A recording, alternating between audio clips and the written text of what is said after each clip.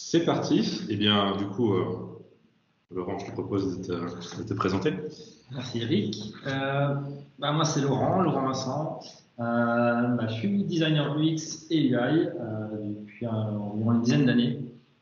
Aujourd'hui, on va utiliser tout mon parcours et celui d'Eric pour vous amener notre expérience et amener, comme disait, des solutions. Et j'ai un parcours varié entre développement web, graphic design et puis maintenant designer UX et UI, donc UX pour expérience utilisateur et user interface pour le UI.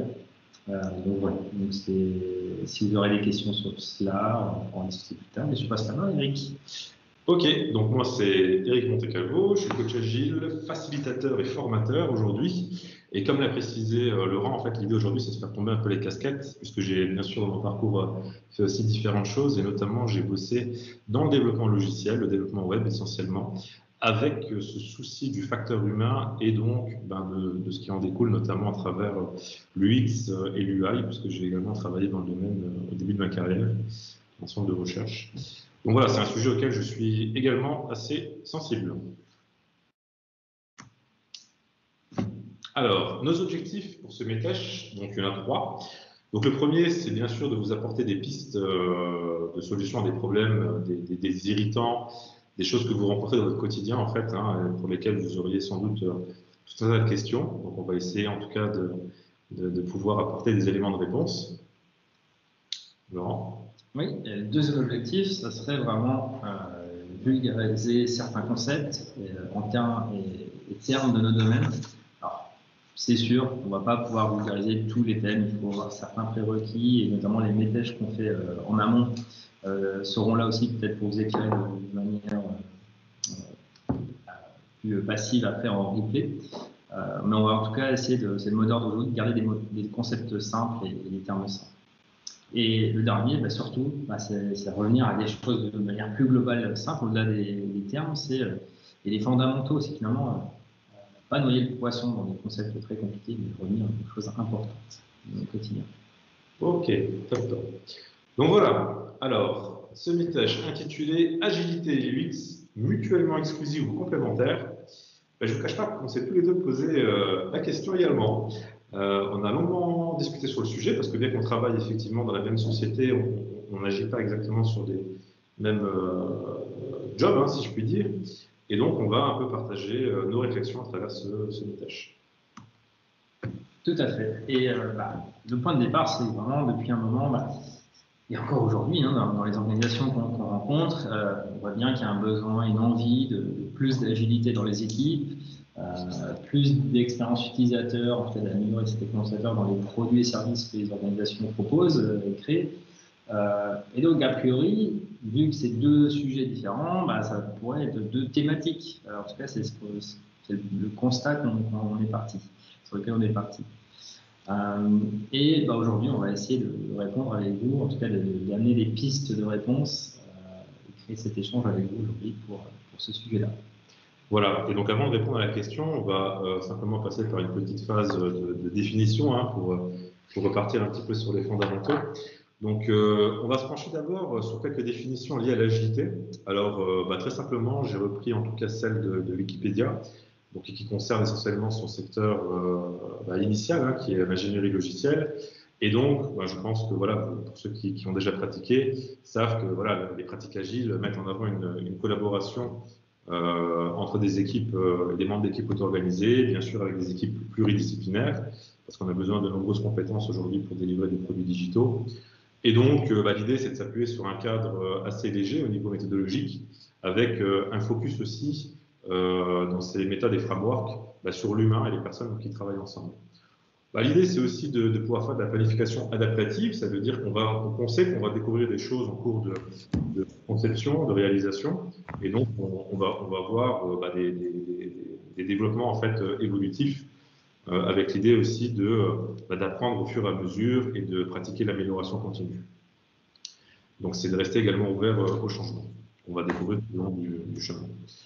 Une autre définition qui a été traitée aussi par ailleurs dans un autre METESH, qui concerne un peu plus une définition high level. Donc, c'est l'agilité, c'est la capacité à créer et à répondre aux changements, d'accord, de manière générale. Et c'est une façon de faire face à un environnement incertain et turbulent, et finalement, quand même, d'arriver à un certain degré de réussite. Et donc, si le sujet vous intéresse, vous pourrez reconsulter l'un de nos précédents Agile Meetesh que voilà, un de nos collègues a réalisé, et on mettra les liens tout à l'heure. Voilà, alors maintenant qu'on sait ce que c'est globalement l'agilité, comment on la met en œuvre? Alors, il faut savoir qu'en agilité, il y a plein de sources en fait hein, de données, entre guillemets. Ce qui constitue un peu le point de départ, c'est ce qu'on appelle le mindset agile, qui reprend les 4 valeurs et les 12 principes. Alors, je ne vais pas toutes les énumérer ici, mais je vais juste refaire un petit focus sur les 4 valeurs initiales. Donc, les individus et leur interaction plus que les processus et les outils. Donc, ça veut dire que quand on bosse en agile, on veut effectivement faire en sorte que les interactions entre les individus priment et soient le plus optimales possible, plus que d'installer 375 outils.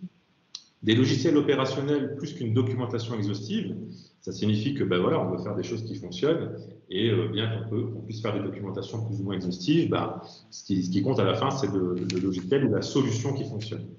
Et bien sûr, l'aspect collaboratif avec le client, plus que la négociation contractuelle, donc on le fait participer à la conception et à la réalisation. Alors on verra un petit peu de quoi il s'agit quand on dit les clients.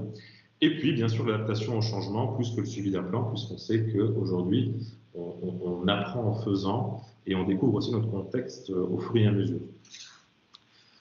Il y a plein de pratiques en agilité. Il y a des pratiques pour faire d'idéation, explorer un peu les champs des possibles. Il y a des pratiques pour gérer le delivery, l'opérabilité aussi, une fois que c'est mis en production. Il y a des pratiques aussi plus sur le leadership, l'agilité à l'échelle, quand il y a plusieurs, évidemment, équipes agiles dans une organisation. En fait, tous les points que vous voyez en dessous ici, ce sont des pratiques. Et finalement, les méthodes ou les frameworks sont un petit peu les lignes que vous voyez en couleur qui rassemblent ces pratiques. Et donc, le rassemblement de ces pratiques font qu'on crée comme ça, évidemment, des méthodes de travail, des frameworks de travail. Donc, ça veut dire qu'il y a quand même beaucoup de choses. Et ça nous laisse donc encore beaucoup de sujets à explorer pour ces Agile Meetesh. Voilà. Donc, pour le besoin de ce Meetesh, je vais simplement mettre le doigt sur 2-3 points encore. Donc, sur le mindset, retenez qu'il y avait une des valeurs donc, qui était les individus et leur interaction plus que les processus et les outils. Et l'adaptation au changement plus que le suivi d'un plan. Sur les principes, je vais juste en citer 2 qui vont nous intéresser ici. Le premier, c'est donc notre plus haute priorité est de satisfaire le client en livrant rapidement et régulièrement des fonctionnalités à grande valeur ajoutée. Et ensuite, les utilisateurs ou leurs représentants et les développeurs doivent travailler ensemble quotidiennement tout au long du projet. Donc voilà, on va essayer de garder ça en tête pour la suite. Et puis bien sûr, des pratiques, alors on pourra en citer une pléthore. Je rappelle simplement que voilà, la méthode la plus utilisée, notamment Scrum, se base sur des processus empiriques, itératifs, ça veut dire qu'on construit au fur et à mesure, incrémental, ça veut dire qu'on va livrer la solution au fur et à mesure, et tout ça bien sûr pour produire un maximum de valeur.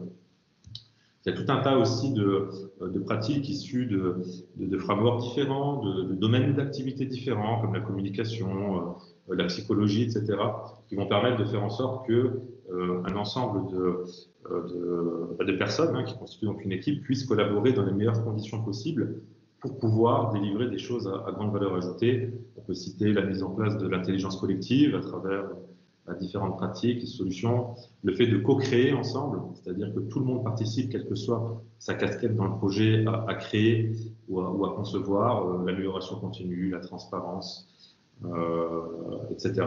Donc bien sûr, en général, tout ça c'est facilité par différents rôles. Ça peut être des coachs, ça peut être des Scrum Masters, ça peut être d'autres personnes, peu importe.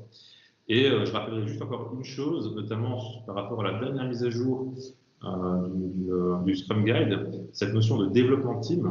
Voilà, il faut se souvenir que ce n'est pas que les développeurs qui codent, en fait, c'est vraiment toutes les personnes qui vont contribuer à la réalisation d'un projet, d'un produit. Voilà. Et donc, si vous voulez en savoir plus aussi sur Scrum, donc le framework Scrum, pareil, on vous mettra un lien puisqu'on l'a déjà abordé aussi dans un précédent Agile Meetesh. Voilà, je passe la main à Laurent. Et donc, passons un petit peu au sujet UX. Qu'est-ce que c'est? Déjà, c'est un acronyme de l'anglais pour User Experience. En français, on va parler plutôt d'expérience utilisateur.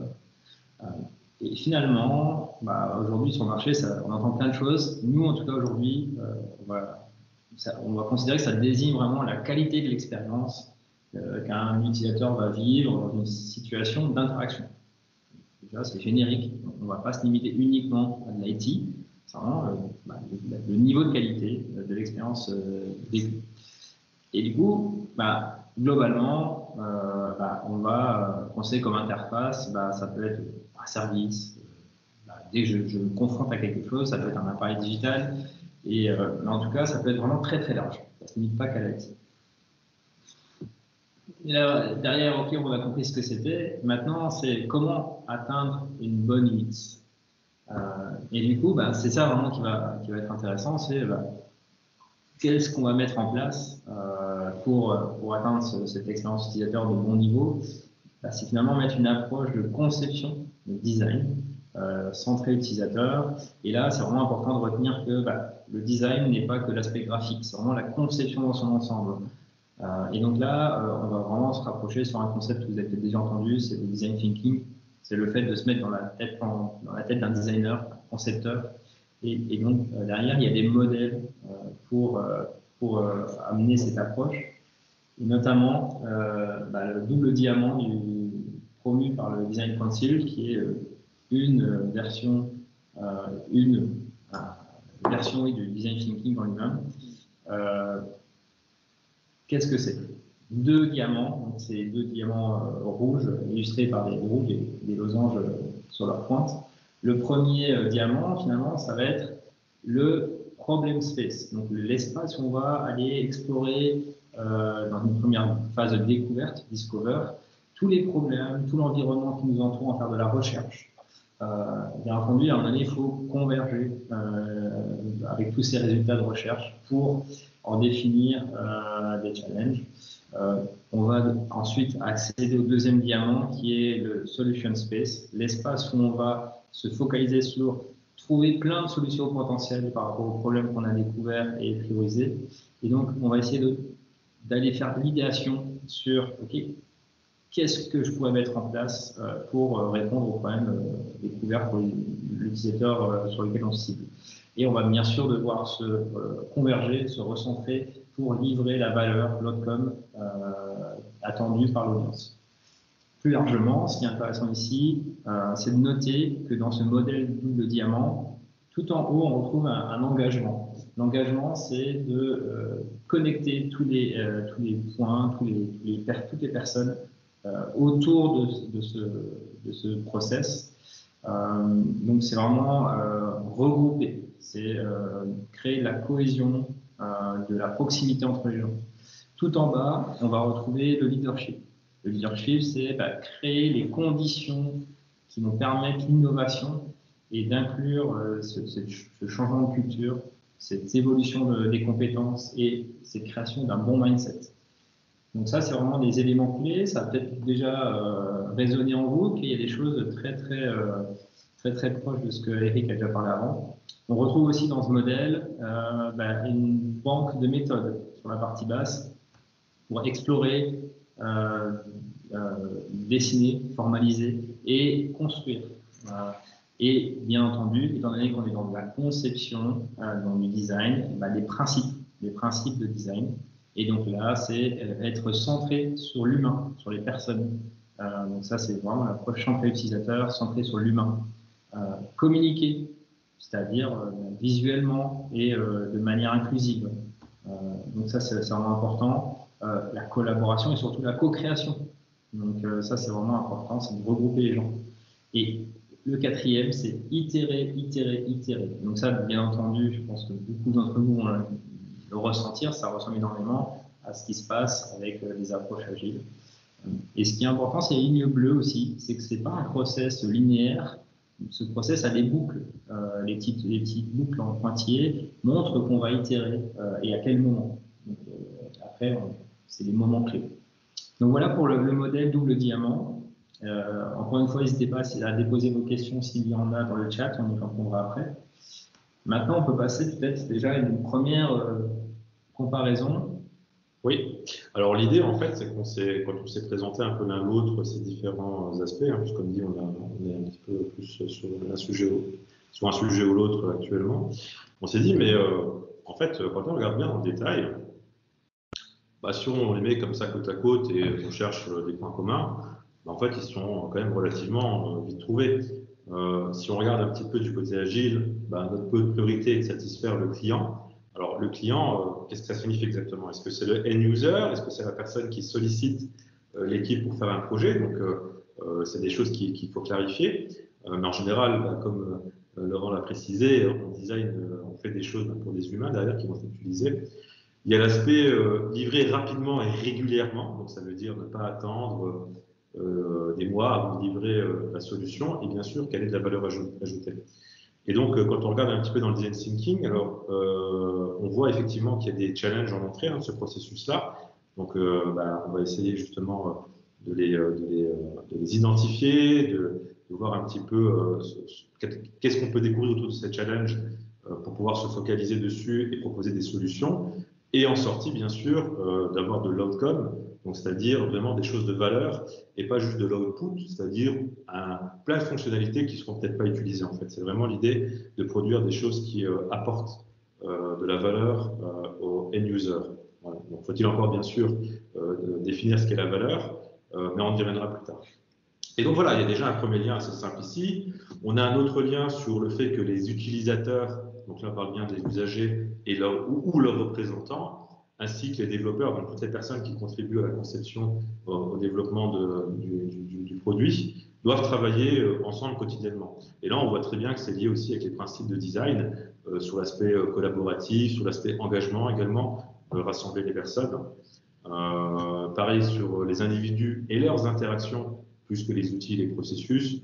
On peut le voir aussi ici dans les principes de design, encore une fois, communiquer de manière visuelle, faire du management visuel, être co-localisé, etc.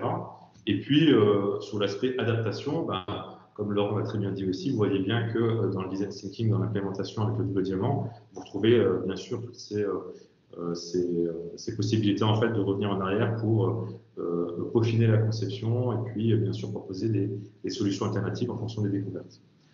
Donc jusque-là, très bien.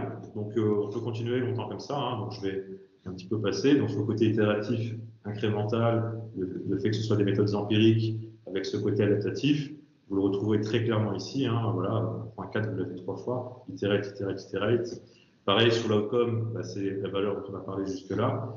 Et puis sur tout ce qui est engagement, leadership, eh bien, on va retrouver en fait des outils aussi qui gravitent autour de l'agilité, qu'on a évoqué tout à l'heure avec l'intelligence collective, l'amélioration continue, très important, la co-construction, la notion d'équipe, mais qui contient donc des équipes multidisciplinaires et qui travaillent réellement ensemble au quotidien en fait. Et donc, bien sûr, faciliter, suivant les frameworks qui sont mis en place par différents groupes. Donc voilà. C'est déjà pas mal de points communs finalement. Ouais, on s'est dit, en fait, finalement, effectivement, on veut produire la même chose, on le décrit de manière un peu différente, mais l'objectif est bien le même, de livrer de la valeur au end user, donc avec ce côté user-centrique. Alors, pourquoi peut-on penser que c'est exclusif? Pour arriver sur la deuxième partie de la question. Alors du coup, pour répondre à cette question, on s'est interrogé un petit peu sur notre expérience et aujourd'hui, comme on travaille aussi ici et là ces dernières années. Et donc, on s'est dit, mais où est-ce que ça frotte en fait? Donc, on va plutôt voir un petit peu les implémentations. Et pour ça, on s'est dit, remontons un petit peu le temps, regardons un petit peu dans le rétro. Et je pense que, voilà, vous connaissez tous, vous avez reconnu donc l'approche waterfall. Je vais laisser un peu la main à Laurent pour introduire cette méthode. Oui, du coup, déjà, globalement, on voit que c'est très, très linéaire dans la schématisation, déjà, ce qui est propre au waterfall, et avec des grandes étapes, requirements, où on va définir finalement les besoins fonctionnels et non fonctionnels. L'étape de design, tiens donc, une étape de design, alors que tout à l'heure, on a clarifié qu'aujourd'hui, nous, déjà, on considérait que le design, c'était égal à la conception dans son ensemble, c'est-à-dire faire de la recherche, trouver des solutions et les proposer. Ici, c'est une étape qui semble plus liée finalement à l'interfaçage, au look and feel, Donc finalement, plus au graphisme de l'interface. Ensuite, de l'implémentation, voilà, on commençait à développer et puis on vérifie. Ici, en tout cas dans Waterfall, il y a plein de façons de le faire, mais c'est une étape plus tard dans le process. Et enfin, de la maintenance. Ce qui est assez intéressant, c'est qu'il n'y a pas de mise en avant de boucle de feedback. On ne parle pas forcément non plus d'être centré utilisateur ou non. Donc, c'est un historique qu'on tient tous. On est tous passés par là selon notre âge. Et encore aujourd'hui, je pense que ça existe encore. Oui, ça fonctionne. Ça fonctionne, hein, et après ça s'existe. C'est ça. Donc il y a effectivement, c'est un peu moins adapté au marché, surtout dans le milieu du digital, où on veut mettre vite sur le marché des choses, apprendre. Là, c'est des processus qui sont en principe relativement longs. Après, il y a effectivement cet avantage, vous voyez bien qu'il y a une étape dédiée pour chacune des points. Donc on peut se dire, très bien, on peut prendre le temps de faire du design, de faire une étude quand même relativement qui peut durer long, quoi, hein. Donc ça peut être plusieurs semaines, voire plusieurs mois. Mais voilà, c'est plus trop ce qui est demandé aujourd'hui par le marché. Et donc, voilà, avant de passer donc à comment ça a évolué, juste un petit rappel au niveau UX, donc pour expliquer un petit peu pour ceux qui connaissent pas, et comme Laurent l'a déjà bien rappelé, eh bien, UI, UX, c'est pas le même métier à la base, hein. Il y a quand même effectivement des choses qui diffèrent. Et pour ça, voilà, on a repris en fait un ancien schéma qui présente un petit peu justement où se situe l'UX, où se situe l'UI. Et donc, voilà, vous voyez bien que dans les choses qui sont un petit peu plus au niveau de la conception, vous avez les besoins utilisateurs, les objectifs de ce qu'on souhaite réaliser, les fonctionnalités, d'accord, en second temps, mais bien sûr, après, c'est comment l'usager va utiliser ces fonctionnalités pour réaliser ses tâches, comment on va architecturer l'information, etc. Et à un moment donné, on va peut-être utiliser cette modalité graphique, donc une interface graphique, pour pouvoir après interagir avec ce système-là. Ce qui est intéressant ici, et peut-être certains d'entre vous l'auront déjà vu sur Internet s'ils sont intéressés sur le sujet de l'UX ou du design, c'est le fameux iceberg UX, l'expérience utilisateur. C'est que dans le domaine de compétences, ce qui est visible, c'est vraiment le visual design, c'est la première couche, c'est l'esthétisme, finalement c'est ce qu'on perçoit, c'est ce que l'utilisateur va percevoir, ou les intervenants du projet vont percevoir, alors qu'en dessous, toutes les couches, toutes les racines qui se trouvent derrière, font partie de la conception centrée utilisateur et sont souvent oubliées, notamment là, la deuxième couche, les deux premières couches en bas, les user need, functional, specification et content requirements.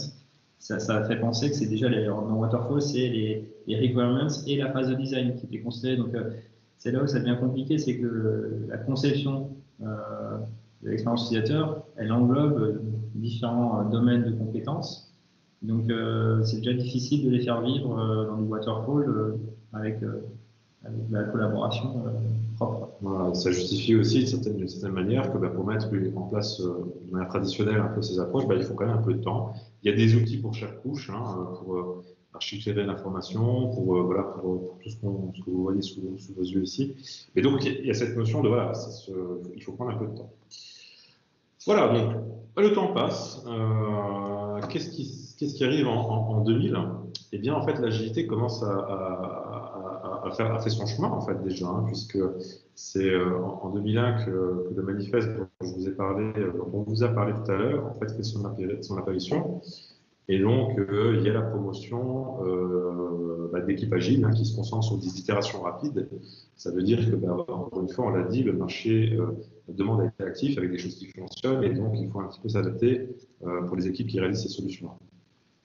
Et donc, ça se complexifie aussi. Donc, on émet toujours des hypothèses quand on produit une solution digitale ou autre, qu'on va vouloir vérifier sur des expérimentations courtes, d'accord, pour pouvoir s'adapter. Et donc, l'idée globale, c'est de livrer régulièrement des bouts de solutions, d'apprendre, et puis d'intégrer les feedbacks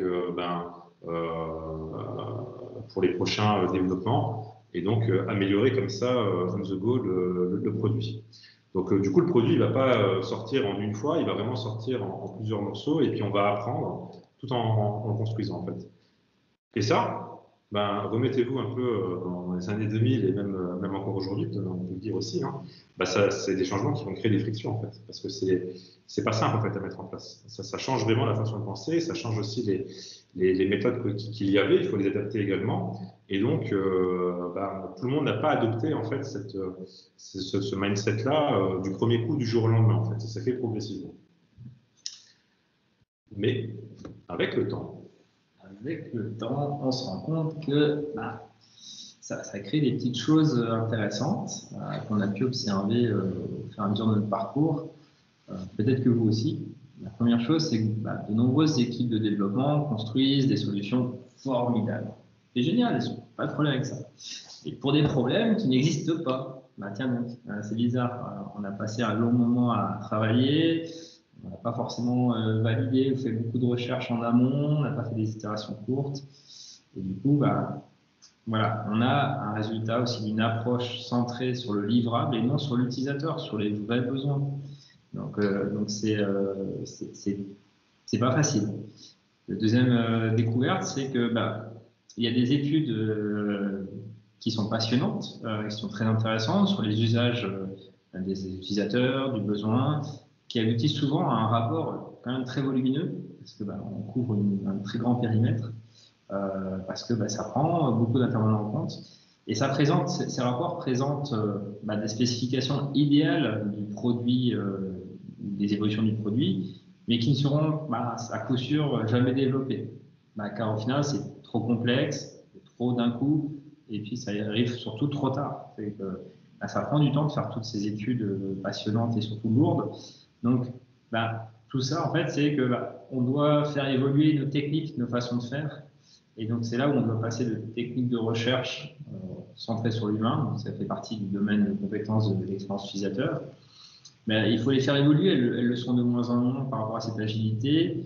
Et elles doivent s'adapter au nouveau rythme de travail plus court. Et donc là, il faut trouver des solutions et s'adapter. C'est jamais facile. Il faut toujours aller puiser dans nos ressources, à nous, à chaque individu.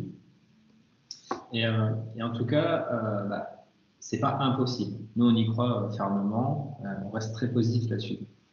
Voilà, donc on vous a mis en fait le cas numéro 1 où il y a des équipes qui produisent des super logiciels ou des super solutions digitales, techniquement viables, mais finalement qui ne sont pas utilisées ou parce qu'il y a des problématiques au niveau UX. Et puis l'autre côté, ça nous est déjà arrivé, on pourra en discuter, où surtout quand on travaille comme ça avec plusieurs entreprises, des entreprises spécialisées qui en design et en UX qui vont prendre le temps de produire des rapports qui sont très bien faits, mais qui arrivent peut-être un peu tard en fait, par rapport aux autres membres de l'équipe de réalisation et donc qui sont bien encore pris en compte. Donc n'hésitez pas à nous mettre dans le chat en fait si vous avez déjà vécu l'une ou l'autre de ces situations. Il suffit de mettre dans le chat donc soit 1 pour dire que vous avez vécu la situation 1 et 2 ou peut-être 1 et 2. Voilà, on vous laisse quelques secondes et puis on pourra y revenir après. Et si c'est pas exactement celle-là, n'hésitez pas à déposer peut-être des problématiques ou des challenges que vous avez pu rencontrer ou rencontrer encore aujourd'hui. Ça sera intéressant pour nourrir l'échange en fin de session ou un futur métage. Donc, pour encore une fois appuyer ce qu'on vient de dire, j'aime bien la citation de Russell Ackoff, qui est donc un théoricien des organisations, ça ne date pas d'hier non plus, mais donc il dit notamment une chose que j'apprécie particulièrement, c'est que réussir la résolution d'un problème requiert de trouver la bonne solution au bon problème. Plutôt évident. Mais par contre, ce qu'il a observé dans sa carrière, en fait, c'est que le plus souvent, les équipes, en fait, elles échouent, non pas parce que elles produisent la mauvaise solution du bon problème, parce qu'en général, les équipes produisent des solutions et elles sont pressées de le faire, mais c'est qu'elles échouent parce qu'en fait, elles produisent des solutions, mais du mauvais problème, en fait. Et donc, d'où l'importance, effectivement, de bien clarifier cet aspect lié aux problématiques et donc l'espace des problèmes en fait, qu'on retrouve dans le double diamant et donc de s'intéresser aux usagers pour pouvoir mettre en place des conceptions centrées sur l'utilisateur. Tout à fait. Et là, oui, pour renforcer ce que tu dis, Eric, ce qui est vraiment important de se souvenir par rapport au double diamant qu'on regardait ensemble tout à l'heure, c'est qu'on va d'abord vraiment aller explorer la zone dans l'espace problème, ça peut être des problèmes rencontrés, ça peut être des opportunités, ça va être des difficultés plus que des problèmes, même des irritants. Donc ça va être vraiment se focaliser et prioriser les problèmes, les découvertes qu'on a fait, et ensuite seulement d'aller chercher des solutions pour ces problèmes qui a priori devraient être priorisés, et c'est tout le challenge. Parce que on les priorise sur si je résous ce problème en premier, j'apporte une vraie valeur ajoutée à mon audience, à ma cible. Et donc c'est des choses que on a déjà entendu, hein, certainement vous avez peut-être déjà entendu, c'est building the right thing et building the thing right. C'est construire les bonnes choses et construire les choses bien. Ça c'est des choses qu'on a déjà entendues dans le passé. Et c'est vrai que c'est toujours d'actualité, ça sera pendant un petit temps, je pense. Certainement. Donc voilà, on était en 2000, le temps passé, on s'est rendu compte de certaines problématiques. Alors bon, ça commence à évoluer. En 2010, il y a eu l'émergence de ce qu'on appelle le Linux, hein, donc qui a été notamment bien décrit dans les bouquins dont vous avez la référence juste à droite. Et en fait, les trois principes fondateurs de ce mouvement, donc, qui visent un peu à réunifier un petit peu ces pratiques-là, hein, donc à la fois l'aspect UX et puis l'aspect agilité, pour retravailler un petit peu ensemble, puisque bien sûr les frictions dont on a parlé font que voilà, ça s'est un petit peu séparé, et donc on se rend bien compte que voilà, c'est pas une solution viable, puisqu'on a évoqué les deux cas dans lesquels on se retrouve souvent. Donc là, l'idée en fait, c'est de se dire, eh bien, peut-être qu'il ne serait pas inintéressant d'éliminer ce qui est inutile. Alors attention, hein, inutile, faut prendre les gants de Michael Jackson, hein, il faut bien décrire ce qui est inutile ou pas, mais l'idée c'est surtout en fait de ne pas produire de la documentation lourde sur des recommandations en termes du UX et d'apporter vraiment des choses aussi de manière un petit peu itérative, incrémentale, qui vont permettre aussi l'apprentissage de l'ensemble de l'équipe qui conçoit et développe le produit. Tout à fait. Et du coup, c'est ce qui est important aussi ici, pas de documentation lourde. C'est aussi à la place de documentation lourde, c'est les échanges et de documenter juste le strict minimum. C'est pas aller à l'encontre de la documentation, c'est juste éviter de faire du trop lourd, d'en faire, mais adapter au processus et éliminer ce qui est inutile. C'est aussi éliminer des échanges qui sont peut-être trop lourds. Par des échanges plus rapides, efficaces. Donc, pour pouvoir y arriver, il va falloir mesurer. Voilà. Et donc aussi cette notion, donc c'est repris du bouquin, donc d'harmoniser notre système, ce qui, de manière expliquée, traduit en fait le fait de pouvoir, encore une fois, retravailler avec des équipes multidisciplinaires, avec vraiment cette notion d'équipe, toutes les compétences dans l'équipe, et que tout le monde participe en fait finalement à cette phase de conception également. C'est pas forcément une personne, le concepteur, c'est voilà, il y a forcément bien sûr ceux qui ont l'expérience dedans, qui ont beaucoup de choses à apporter, mais c'est de refaire de la co-création, de la co-conception ensemble. Et donc, bien sûr, ça implique aussi un changement d'état d'esprit en adoptant donc, justement ces modèles basés sur l'expérimentation et les itérations rapides. Donc ça, ce sont les trois principes fondateurs qui ont mené un peu à ce mouvement, ce mindset. Et du coup, c'est vrai que ce mindset, ça va mettre vraiment en mouvement tous les acteurs. Donc, c'est pas juste le UX, les développeurs, le PO, c'est vraiment l'ensemble des personnes qui gravitent autour de la recherche des problèmes et de la conception des solutions. Traiter les sujets au travers de diverses expérimentations. Ça va être le moteur vraiment par rapport à ce qu'on a pu voir sur le double diamant et dans l'agilité, c'est expérimenter très rapidement, au plus vite, et pas juste nous, c'est mettre en place en production très rapidement, ou si c'est pas possible en production, en vrai, avec des vrais utilisateurs le plus rapidement possible. Voilà. Et donc, Linux, en fait, finalement, rassemble différentes pratiques. Il y a bien sûr le design thinking, dont on a discuté tout à l'heure. On ne va pas y revenir dans les détails maintenant, mais donc ça, voilà, on reprend un petit peu cet aspect collaboratif, cet aspect de conception à travers le design thinking. On reprend aussi les valeurs et les pratiques de l'agilité, enfin, issues un peu de ces communautés de pratiques qui des fois étaient un peu divergences, mais voilà, on reprend un peu tout ça. Et on prend aussi les aspects donc Lean Startup, le fait de raccourcir en fait les cycles de lancement des produits, de créer, de mesurer en fait réellement si on arrive à résoudre des problématiques liées aux besoins des utilisateurs et puis d'apprendre en fait. Donc, on reprend un peu ces aspects-là pour justement définir en fait le Linux. Oui. Et peut-être le petit bonus que je veux rajouter là sur ces piliers, c'est qu'au final, le mélange de ces piliers, moi personnellement, me fait vraiment prendre conscience dans les collaborations que je peux avoir, c'est que ce qui est important, c'est le flux de travail de l'ensemble du système, pour en parler, rendre plus harmonieux, c'est de pas uniquement se focaliser sur les équipes Scrum, comme on peut le faire dans certains cas, c'est l'ensemble, c'est juste du point de départ du challenge jusqu'à l'outcome, c'est quel est mon déroulé, comment je fais collaborer les gens autour de ce modèle de conception. Voilà. Et donc, on va vous présenter, en fait, de manière un peu high level et big picture, les 4 approches qui sont référencées, en tout cas dans le Linux. Et donc, ces approches, en fait, sont des instantiations du processus Linux qui est décrit ici. Et du coup, dans le premier, en tout cas, la première instantiation, c'est. Alors, c'est le modèle général d'abord. Ouais, oui, c'est le modèle général. En tout cas, merci. C'est le modèle général. En tout cas, ça va être de faire de la recherche et de l'apprentissage. On va démarrer par la gauche. C'est l'ensemble du collectif qui va aller explorer. Donc, pour le coup, on est vraiment dans le problem space. On va définir les outcomes, définir des suppositions et des hypothèses. Il va falloir aller valider ou invalider tous ensemble, vraiment le collectif à chaque fois. Et ensuite, on passe enfin, une fois qu'on a réduit les risques, on a créé une meilleure sérénité dans nos hypothèses, on va passer sur de la conception le plus rapidement possible dans le but de créer ce MVP, ce produit minimum viable, ou en tout cas le produit qui amène le minimum de valeur à l'audience. Et cette boucle de feedback, elle continue parce qu'une fois qu'on a livré, on continue de faire la recherche, on continue de faire l'apprentissage sur ce qui a été livré, mais aussi sur ce qu'on pense à côté. Voilà, donc ça c'est le mécanisme général. Et finalement, comment ça se passe dans les équipes en termes d'implémentation. Donc, on remonte toujours un peu le temps, on est en 2007, enfin on revient un petit peu en arrière, mais c'est des choses qui sont encore aujourd'hui, en tout cas pour certaines équipes qu'on voit appliquées.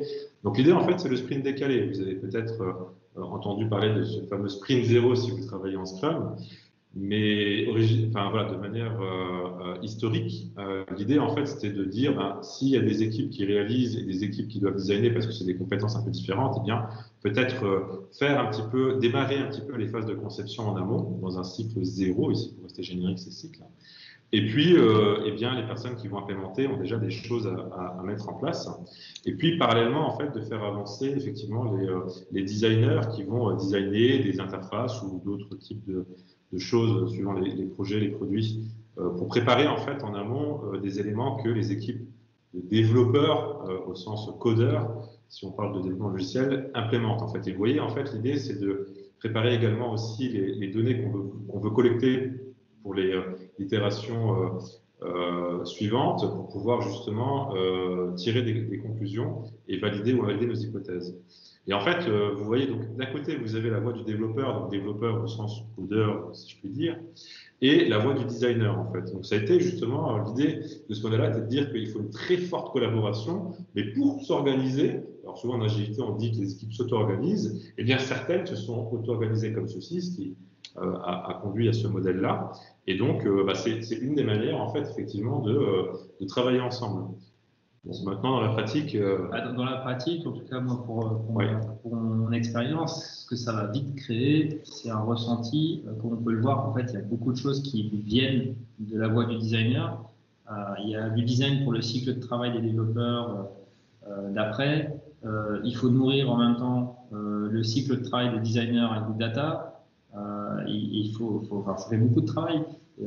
À moins d'avoir beaucoup de designers pour nourrir la même équipe, ce qui est rarement le cas aujourd'hui dans la plupart des environnements, ça devient compliqué. Donc le designer, représentant finalement du design, devient un bottleneck, un goulot d'étranglement pour nourrir l'équipe. Et au-delà de ça, en fait, ça fait que finalement, c'est plus une équipe, c'est 2 équipes qui travaillent pas en même temps sur les mêmes choses, puisqu'il y a un sprint de décalage. Donc ça recrée du livrable pour pouvoir communiquer, puisque ce sont 2 équipes différentes qui, des fois, effectivement, sont des endroits différents. dans l'organisation. Donc, du coup, en fait, on recrée en fait souvent du mini waterfall quand on bosse comme ça. Ouais. En tout cas, voilà, moi, je l'ai personnellement vécu aussi et je serais ravi de discuter avec vous de cette approche si vous voulez avoir plus d'informations. Une autre approche dont on entend parler aussi aujourd'hui, c'est un peu donc cette dual track agile. Donc, l'idée, en fait, ici, c'est d'avoir une source de données commune, c'est-à-dire un backlog commun avec une équipe. Mais l'équipe est tout de même séparée en deux unités, avec une qui va vraiment travailler dans une phase de découverte, qui va itérer, qui va, comme le disait Laurent, en fait, l'idée c'est vraiment de dérisquer en testant au plus tôt les hypothèses pour avoir des certitudes, pour pouvoir justement demander, alors c'est théoriquement la même équipe, mais c'est disons une autre partie de l'équipe, qui va en fait prendre le temps de développer dans différentes itérations réaliser en fait le produit. Et puis parallèlement à ça, l'équipe de Discovery continue évidemment à faire de la recherche et puis ils se synchronisent comme ça avec cette méthode. Par contre, ce qu'on observe en fait aussi, en tout cas ce qui est remonté, moi j'ai pas toujours eu l'occasion de travailler comme ça. J'ai souvent travaillé avec des boards de maturation du besoin, des fois on appelle ça comme ça. C'était pas tout à fait du design tel qu'on l'entend ici. Mais pareil, en fait, finalement, ça recrée en fait deux équipes différentes. Et en plus de ça, les équipes qui vont bosser sur la recherche ne sont pas forcément des personnes qui sont aguerries sur le sujet. En fait. Voilà. Donc, deuxième implémentation. Une autre implémentation, alors celle-ci, elle est intéressante parce qu'elle est beaucoup plus courte et elle permet donc justement de dérisquer, de challenger un petit peu les problèmes au plus tôt. C'est donc un workshop, une méthode sur 5 jours qui s'appelle donc le Design Sprint, sprint de conception par Jake Knapp, donc qui travaillait chez Google Venture. Donc ici, on en pratique également en remote. Et donc, ce qui est super intéressant ici, c'est que d'emblée, on arrive en général, effectivement, alors c'est pas toujours évident, mais à rassembler en fait toutes les compétences nécessaires pour faire de la conception, de faire un prototype, d'accord, et de le tester. Donc c'est super intéressant parce que sur 5 jours, on voit beaucoup de pratiques. On co-construit en co-design avec des profils qui n'ont pas l'habitude de travailler ensemble. On produit un résultat qu'on va tester avec un protocole expérimental, vraiment tel que dans le domaine de l'UX, voilà, c'est préconisé, donc c'est assez cadré. Et c'est presque un peu comme une formation finalement. Et en même temps, on délivre on valide des hypothèses très tôt et on apprend très tôt. Donc c'est des choses qui peuvent être intéressantes en début de projet, ou alors quand c'est nécessaire, tout simplement, de lancer en fait un design sprint. Et l'objectif, c'est vraiment de l'idée d'aller à l'apprentissage au plus vite, en fait. D'accord, de ne pas attendre même des semaines. C'est vraiment, on a une idée, on va construire un prototype très réaliste pour recueillir les réactions des utilisateurs et pouvoir valider ou invalider les hypothèses au plus tôt. Ce qui est intéressant en tout cas sur ce format-ci, c'est que de plus en plus sur le marché, on en entend parler de plus en plus sur la région de Luxembourg, mais sur le marché de manière plus globale, c'est quelque chose qui est présent depuis un petit temps. Ça ressemble énormément à ce qu'on a pu voir en tout un temps à des hackathons. En tout cas, c'est 5 jours où on va sortir de notre rythme du quotidien et on va se donner les moyens, par un cadre plus strict, qui est assez strict, mais qui permet beaucoup de créativité et d'aborder ce double diamant de manière formelle très bien et de manière très efficace. Ce qui est un peu plus compliqué, c'est de mettre ça au quotidien en pratique parce que dans cette phase-ci, il n'y a pas vraiment de développement. Le prototype, c'est rapidement construire quelque chose qui va permettre de tester nos hypothèses et de nous nourrir sur la boucle de feedback.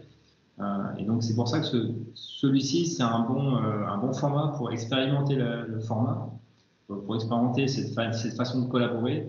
Ce qui est plus compliqué, c'est qu'on revient au quotidien de l'implémenter de manière plus large dans l'entreprise. Voilà. Et donc, en tout cas, pour s'adresser à des problématiques qui sont conséquentes, qui peuvent avoir de l'impact et qui peuvent coûter, le développement d'un produit, vous savez que ça peut coûter effectivement assez cher, donc ça permet vraiment au plus tôt, sur une semaine, d'avoir des formats plus courts aussi, des variantes, mais de pouvoir dérisquer. Et donc, la dernière chose qu'on voulait vous présenter, c'est les approches aussi qui sont un peu plus récentes et qui reviennent un peu au fondamental, en fait. C'est de se dire, aujourd'hui, il y a beaucoup d'équipes qui travaillent avec le framework Scrum.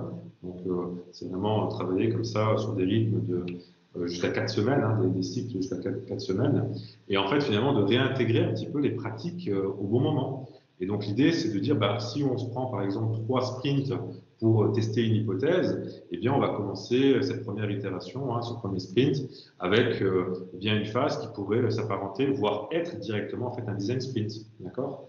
Et puis, on va planifier notre sprint et surtout, ce que vous voyez aussi ici, les petites barres verticales grises foncées là sur le sprint, c'est vraiment encore de garder à l'idée que ce qui va vous permettre de savoir si vous êtes dans la bonne direction, c'est d'intégrer au plus tôt et constamment, régulièrement en fait les tests utilisateurs, de faire valider en fait que vous êtes sur le bon chemin. Et donc voilà, une fois qu'on a fait par exemple un gros atelier de design sprint en amont, on peut faire des choses plus courtes.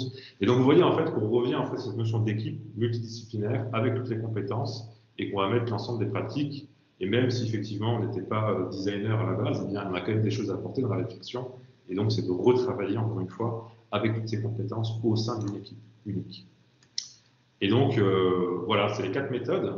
Et du coup, on vous laisse aussi un petit peu, avant qu'on discute de tout ça, si vous voulez donner du feedback, s'il y a peut-être des frameworks ou des méthodes ou des pratiques qui sont issues de ces cas-là, on a mis 5 ou autres, en fait, n'hésitez pas à nous mettre dans le chat un petit numéro pour voir un petit peu ce que vous faites, ça nous intéresse aussi forcément. Et donc, ça nous permettra d'alimenter l'échange dans un instant. Tout à fait, et je pense que ce qu'il faut retenir, en tout cas moi de mon ressenti, c'est par rapport à ces 4 implémentations, c'est que on cherche énormément à faire coexister cette collaboration d'une manière ou d'une autre. On se cherche énormément, mais c'est pas facile. Ça, c'est le gros challenge. Voilà. On va passer à la conclusion. Et donc, je te laisse la main, Laurent. Ouais. On se rend compte que finalement, le design d'expérience utilisateur, donc la conception au sens large, qui inclut de la recherche, du développement de solutions, on s'aime bien avec l'agilité parce qu'on a beaucoup de choses en commun. Pour ainsi dire, l'agilité vient faciliter la collaboration des acteurs qui sont impliqués dans cette conception produit ou de service. Et par définition, donc, le design est centré sur l'humain, ça qu'on a pu le voir, parce que le design avec un grand D, et c'est là où il y a souvent une mauvaise traduction de l'anglais, c'est que, et par méconnaissance, c'est que se rendre compte que le design n'est pas que l'aspect visuel. Le design, c'est la conception de solutions adaptées à une audience donnée. Et donc, ça inclut plein d'activités. Et donc, les frictions que l'on peut rencontrer, c'est généralement dû à la mise en place de cette collaboration dans la réalité de chaque organisation. Je pense que, en tout cas, nous, on le rencontre tous les jours. Tout à fait. Et les difficultés qu'on peut rencontrer, c'est lié à l'historique, aux contraintes, au rôle du passé qu'on est en train de changer, et les responsabilités qui sont parfois plus ou moins claires, plus ou moins bonnes. Au final, voilà, dans les 2 cas, ce qu'on cherche à faire, c'est livrer des produits qui ont de la valeur. Et donc, plutôt que de chercher à décrire un petit peu des approches, de savoir qu'est-ce qu'on représente, etc., c'est de combiner tout ça parce que l'objectif à la fin, c'est vraiment de livrer de la valeur au end user, en fait. Donc, et pour y arriver, pour nous, vraiment, la culture de l'organisation, la culture d'ouverture, de collaboration, dans le mindset, que ce soit agile, ou le mindset, que ce soit centré utilisateur, c'est d'être ouvert, de collaborer, d'itérer, de ne pas travailler trop longtemps à l'aveugle. Et ça, c'est la clé. La clé, c'est de cultiver cette culture au quotidien. C'est très compliqué, mais ce n'est pas impossible. Et on le démontre aussi, bien sûr, à travers les expérimentations qu'on met en place, que ça apporte justement de la plus-value de travailler ensemble et d'intégrer plutôt le end-user dans nos pratiques. Voilà, donc merci déjà. Merci de nous avoir écoutés, j'espère que ça vous a plu et donc maintenant on est à l'écoute de vos questions et puis on est aussi intéressé bien sûr par rapport à ce que vous avez posté, comment ça se passe de votre côté, dans votre organisation actuelle, peut-être dans votre expérience de manière générale. De ce que j'ai pu voir, vous n'avez pas été très bavard aujourd'hui. Alors, soit on a été très très clair, soit vous n'avez rien compris du tout. Donc, n'hésitez pas à nous laisser soit par écrit si vous êtes timide, ou à ouvrir votre micro. Du coup, je laisse Mathieu, maître de cérémonie aujourd'hui, de reprendre la main un petit peu. Tu as dit ce que j'allais dire, donc c'est parfait. Écoute. Ok. Est-ce que quelqu'un a envie, besoin de dire quelque chose, de poser une question? Peut-être vous pouvez remettre le slide avec les quatre modes d'implémentation.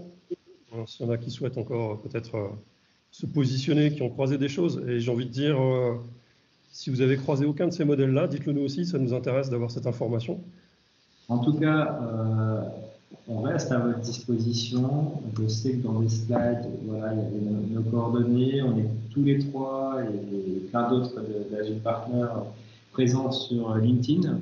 N'hésitez pas à venir nous pinguer, faire un petit coucou, à nous donner du feedback même en direct, en off. Et puis, si vous avez des questions, des choses qui n'étaient pas forcément très claires ou des sujets qui vous intéressent, n'hésitez pas à nous contacter. Le prochain, Diametesh, du coup, Mathieu, c'est toi qui en parle juste après. Ce sera le 22 juin, ce sera présenté par Guy Fabien, et je ne connais pas le contenu, donc il faudra nous suivre sur LinkedIn, bien sûr. Du coup, je vais peut-être vous remettre le lien LinkedIn quand même dans le chat, et puis sur base de ça, bien, on verra s'il y a encore quelques peut-être questions dans les dernières secondes, mais a priori, c'était crystal clear. Et en tout cas, n'hésitez pas, même si vous n'attendiez pas forcément au sujet qu'on a pu aborder, c'est aussi un bon feedback pour nous par rapport au sujet qui était annoncé, si vous attendiez à ça, pas à ça. Voilà, n'hésitez pas à nous déposer des petits messages à l'occasion. Sinon, bon après-midi à tous ceux qui sont en train de déconnecter. Merci à tout le monde.